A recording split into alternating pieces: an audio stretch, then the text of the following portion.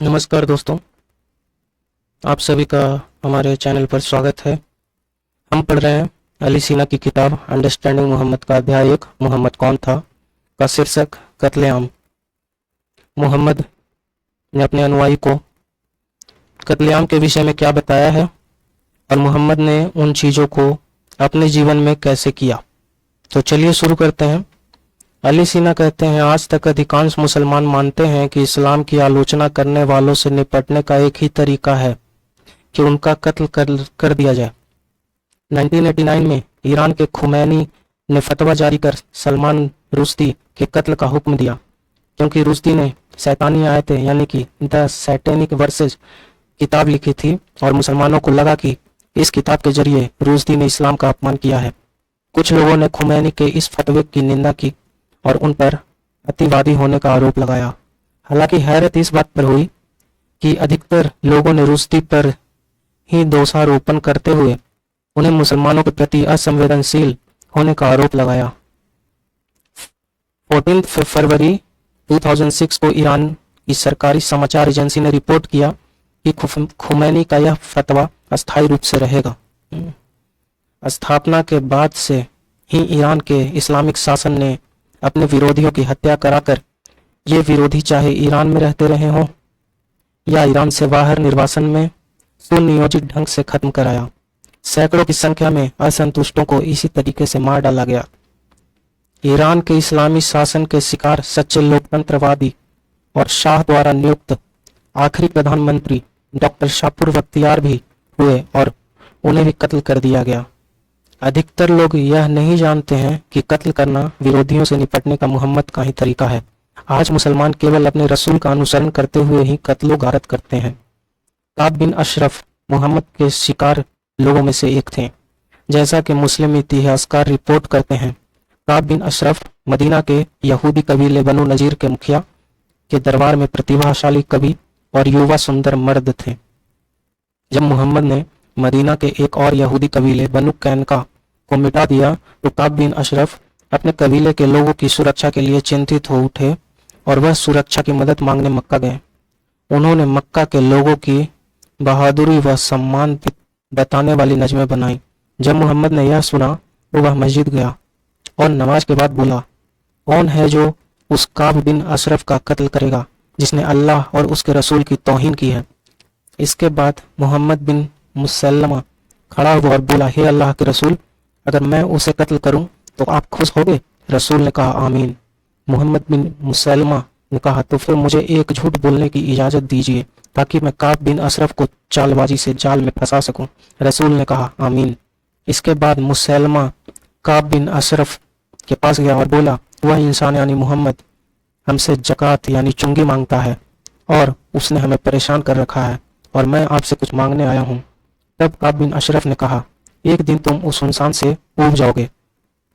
मोहम्मद बिन मुसल्लमा ने कहा, चूंकि हम उसके चेले बन गए हैं और तब तक उसका साथ नहीं छोड़ना चाहते जब तक कि उसका अंत न देख लें।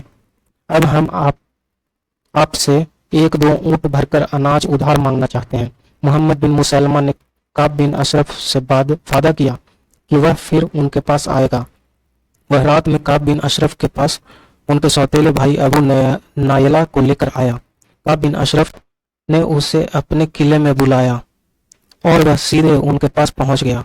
काब की बीवी ने पूछा कि आप इस वक्त कहाँ जा रहे हैं? काब ने कहा, कुछ नहीं, वो मोहम्मद बिन मुसल्लमा और मेरा सौतेला भाई अबू नायला आए हैं।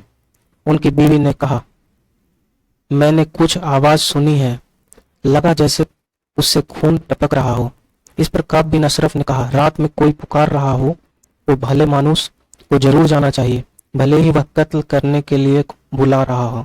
फिर मोहम्मद बिन मुसल्लमा दो आदमियों के साथ अंदर गया और उसने बोला, जब काब बिन अशरफ आएगा तो मैं उसके बाल पकड़कर सूंघूंगा और तुम देखना कि जब उसकी गर्दन पर मेरी पकड़ मजबूत हो गई हो तो तुम टूट पड़ना, फिर मैं उसका सिर तुम्हें दे दूंगा।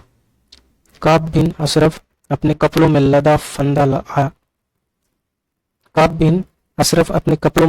लदा फंदा लाया और उसके बदन से इत्र की खुशबू आ रही थी।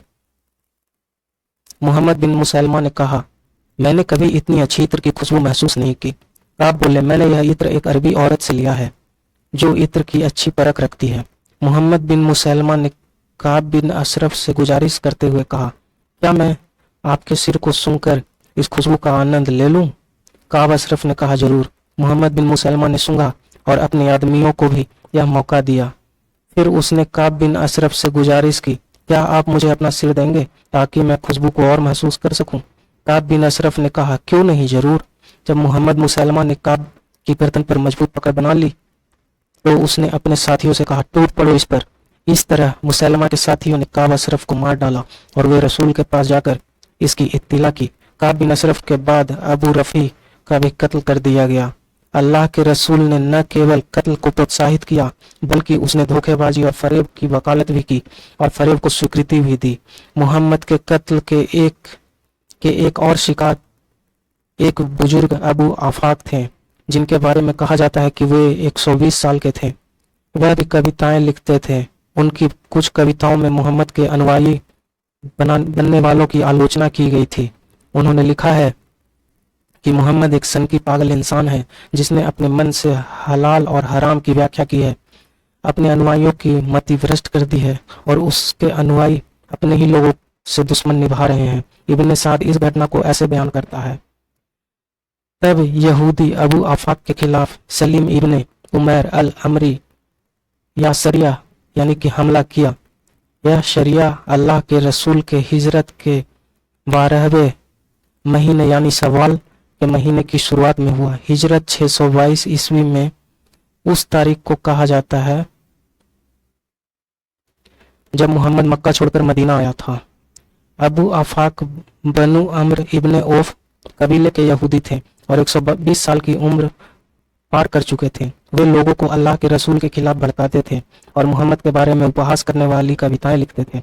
मोहम्मद के एक पक्के चेले सलीम इब्ने उमैर, जिसने बद्र में हिस्सा लिया था, कहा, मैं कसम खाता हूं कि या तो अबू आफाक को मार डालूंगा या फिर खुद मर जाऊंगा। वह आफाक को शिकार बनाने की घात में था और गर्मी की एक रात सलीम इब्ने उमैर को पता था अबू आफाक खुले में सोए हैं। वह अबू आफाक के पास दबे पांव पहुंचा और उनके पेट पर तलवार की नोक रखकर आर पार कर दिया। अल्लाह का यह दुश्मन दर्द से चिल्लाया। आफाक की आवाज सुनकर उनके अनुयायी भागे आए, लेकिन तब तक वह मर चुके थे। लोग उन्हें घर ले गए और दफना दिया। अबू आफाक का अपराध बस इतना था कि उन्होंने मोहम्मद की आलोचना वाली कविताएं लिखी थी। जब एक यहूदी और 5 छोटे छोटे बच्चों की मां आसमा बिनते मरवान ने यह सुना तो वह गुस्से से पागल हो गई और उसने कविता लिखकर मदीना के लोगों को एक अजनबी द्वारा लोगों को बांटने और एक कमजोर बुजुर्ग का कत्ल करते हुए देखते रहने पर खूब कोसा। मोहम्मद फिर मंच पर गया और चिल्लाया, इस मरवान की बच्ची से छुटकारा कौन दिलाएगा? उसके साथ खड़े उमैर बिन अदी ने यह सुना और उसी रात असमा बिनते मरवान के घर जाकर उसका कत्ल कर दिया। सुबह वह रसूल के पास आया और इसकी जानकारी दी। तब मोहम्मद ने कहा, तुमने अल्लाह की मदद की है और उसके रसूल की मदद की है। जब उमैर बिन अदी अल खातमी ने पूछा कि इस वारदात को अंजाम देने से उसे कोई बुरा परिणाम तो नहीं भुगतना पड़ेगा, तो रसूल ने कहा, उसकी यानी असमा और से 2 बकरियां भी लड़ने नहीं आएंगी।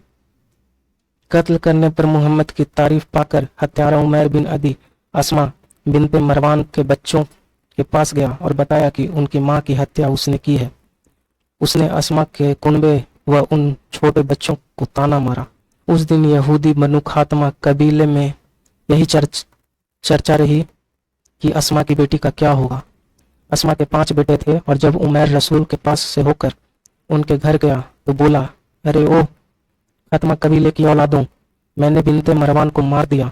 सामने आ, मुझे इंतजार मत करा। वह पहला दिन था जब इस्लाम बिनते खत्मा कबीले में मजबूत हुआ। इसके पहले उस कबीले में जो मुसलमान थे वे जाहिर नहीं करते थे। यहूदी बनु खत्मा कबीले में इस्लाम कबूल करने वाला पहला शख्स उमैर बिनते अदी था, जिसको कारी कहा गया। फिर अब्दुल्लाह बिनते ओस और खुजैमा बिनते साबित मुसलमान हुए। जिस दिन बिनते मरवान की हत्या हुई, बनु खत्मा कबीले के आदमी मुसलमान बन गए, क्योंकि उन्होंने इस्लाम की ताकत का अंदाजा लगा लिया था।